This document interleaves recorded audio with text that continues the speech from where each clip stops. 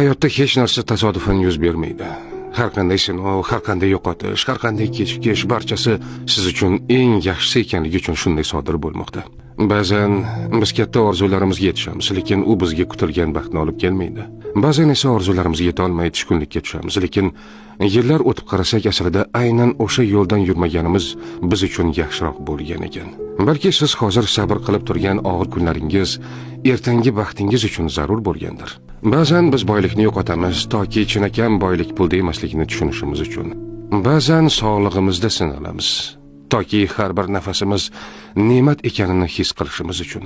Ba'zan bizdan yaqin insonlar ketadi toki kimning haqiqatan ham bizga do'st ekanini tushunishimiz uchun. Ba'zan yo'limiz berkitiladi toki biz aslida yomon yo'ldan ketayotganimizni tushunib to'g'ri yo'lga burilishimiz uchun.